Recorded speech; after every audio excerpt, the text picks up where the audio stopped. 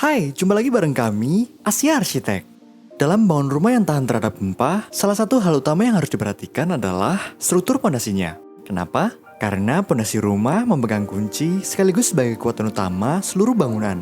Itulah kenapa pondasi menjadi hal yang penting untuk menahan guncangan. Lalu, bagaimana cara membuat pondasi yang bagus agar rumah bisa aman terhadap guncangan? Nah, inilah dia cara membuat pondasi rumah yang bagus dan tahan terhadap gempa. Let's go! Rumah yang tahan akan gempa merupakan rumah yang ketika terkena gempa dalam intensitas lemah, strukturnya tidak mengalami kerusakan. Jika rumah dilanda gempa bumi dengan intensitas yang sedang, bangunan hanya mengalami kerusakan yang minor pada elemen non-struktural. Sedangkan ketika rumah terkena gempa dengan intensitas tinggi, maka bangunan akan mengalami kerusakan, namun bangunan tidak runtuh. Menurut Badan Nasional Penanggulangan Bencana (BNPB), persyaratan pokok untuk rumah yang tahan gempa meliputi bahan bangunan, hubungan antar elemen struktur utama, dan pengecoran beton. Nah, berikut tahapan-tahapan dalam membuat pondasi rumah secara umum. Yang pertama, menganalisis tanah. Langkah pertama yang harus dilakukan adalah menganalisis tanah di lokasi konstruksi. Fungsinya untuk bisa menentukan jenis tanah, kekuatan, dan kondisinya, yang nantinya akan membuat lebih mudah dalam memilih desain dan jenis pondasi yang akan digunakan. Sedikit tips agar bangunan tetap stabil dan kuat, pondasi harus dibuat di atas tanah yang keras dan kokoh. Karena fungsi utama pondasi adalah untuk mengalihkan beban bangunan ke tanah di sekitarnya, sehingga bangunan tetap dapat bertahan dengan baik.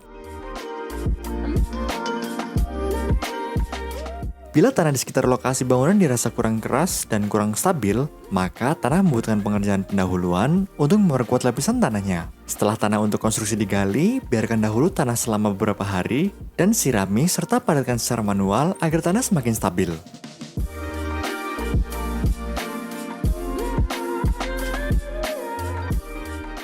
Selanjutnya, kita masuk ke proses penggalian. Proses galian tanah untuk lubang pondasi dilakukan berdasarkan desain pondasi yang sudah direncanakan. Penggalian adalah langkah penting dalam pembuatan pondasi rumah yang bagus.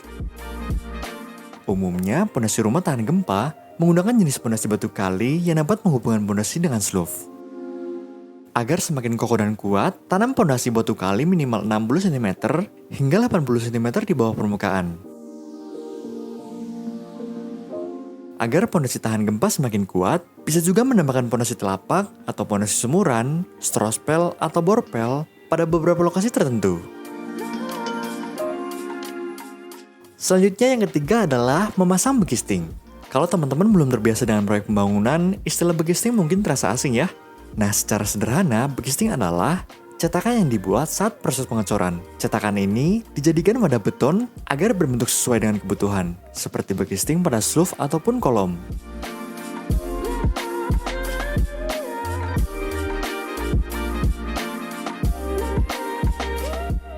Selanjutnya yang keempat, memasang peralatan drainase. Peralatan ini dipasang agar pondasi tetap kering. Beberapa peralatan yang termasuk di dalamnya adalah pipa pembangunan, pipa pembuangan, dan material pelindungan terhadap pelembapan.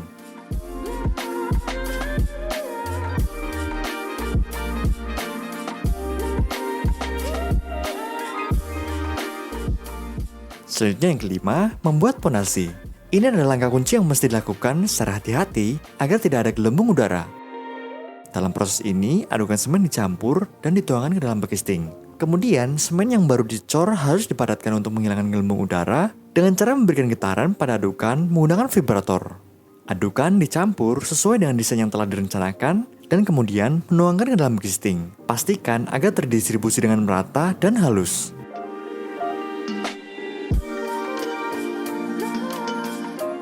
Selanjutnya yang keenam, pemeliharaan dan pengeringan. Namun pengaplikasiannya cukup jarang ya. Setelah pondasi dicor, penting untuk menjaga kelembapan yang tepat dan mencegah retak pada permukaan. Mungkin perlu melapisi beton dengan kain basah dan menghindari paparan langsung sinar matahari selama beberapa hari. Jika pondasi telah selesai dibuat, langkah selanjutnya adalah membuat slope atau balok pengikat pondasi. Fungsi utama slope adalah untuk mengalihkan beban bangunan ke seluruh badan pondasi secara merata. Langkah terakhir untuk membuat pondasi anti gempa adalah mengikat keseluruhan bagian pondasi, slope, dan kolom menjadi satu. Pastikan semua bagian tersebut terikat dengan kokoh dan terintegrasi dengan baik, terutama pada bagian pembesiannya.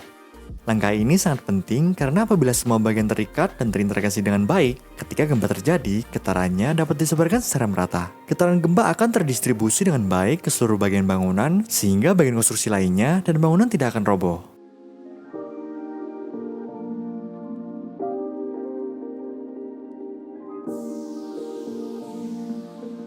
Nah, itulah tadi cara membuat fondasi rumah yang bagus dan tahan gempa. Informasi pada video ini hanya merupakan referensi awal saja ya.